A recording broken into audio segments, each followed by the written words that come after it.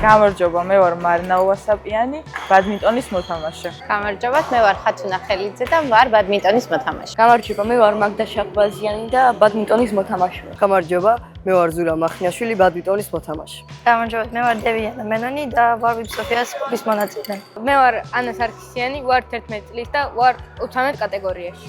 So hello guys, my name is Al Ahal. I'm from India, Kerala, south side of India.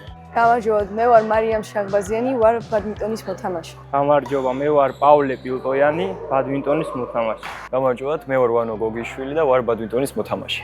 My name is Danish and I'm also from India. ფინალი ძალიან ძნელი იყო, მაგრამ ვეცადეთ რომ მოგვიგო და ავიღეთ პირველი ადგილი. იოლი თამაშები არც ერთი არ ქონდა რა, მაგრამ გავიმარჯვეთ. თული იყო გამარჯვება, რადგანაც უბრალოდ კატეგორიაში თამაშობდი და გაგვიჭირდა ძალიან. ტურნირი კარგი იყო ნამდვილად, ყოველ ჯერზე უკეთესია და უკეთესი, რაც შემიძლია ვთქვა. გამარჯვება არ იყო ნამდვილად მარტივი, იმიტომ რომ ყველა მოთამაშე მით უმეტეს ჩვენს კატეგორიაში ძალიან კარგად თამაშობდა, მაგრამ ნუ რაც შეგვეძლო გავაკეთე და გავიმარჯვე. ტურნირი ძალიან სახალისოც იყო, მაგრამ ასევე ძალიან რთულიც იყო. We were expecting to win it more. Like we had the confidence, we want to win. We had that confidence, and last time we played here, same. We lost in the finals. We got second. It was a heartbreaking moment for us, but this time we won. We achieved it, and it's good. ეს ტურნირი იყო ძალიან კარგი, რადგან იყვნენ ძლიერი მოთამაშეები და შესაბამისად ესეც უფრო საინტერესოს ხდიდა თამაშებს.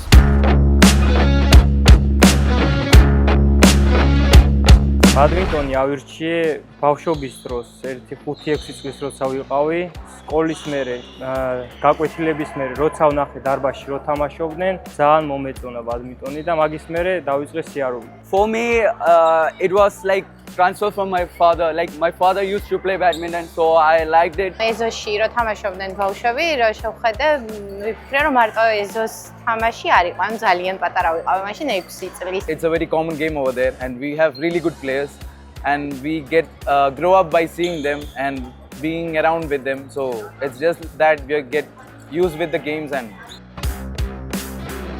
ბადმინტონში წარმატებას რომ მიაღწიო, ჯერ პირველ რიგში უნდა ბევრი ვარჯიშო.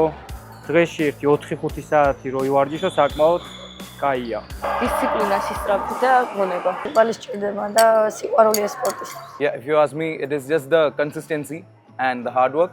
And when it comes to the game, definitely calmness and control on the game. არა, ასევე უნდა გქონდეს სისწრაფე და აი მოედანი უნდა იგრძნო რა. ჯანმრთელობისთვისაც კაია და ბევრ ხალხსაც გაისწრო უა, ძალა და განძლება.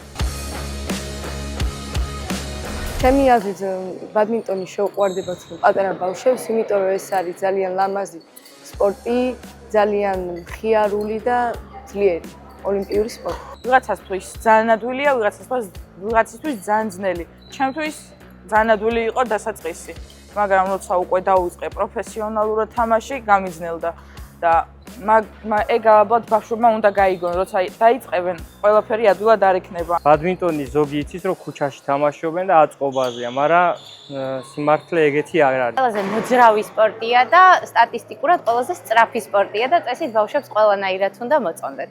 და გამარჯვების გემოს რო ნახავენ, ერთხელ ორჯერ მერე მართლა ვეღარ დაანებებენ თავს. I would recommend the young children to play here. So like if the parents, their friends, they take them to the court, let them enjoy the match, the crowd, the cheering, the team support, the spirit that makes them to want to play in the court. They want to enter the stage, perform themselves, like make them feel like they are like it's a the spirit we have. It will be really good for them in their future life in every aspect.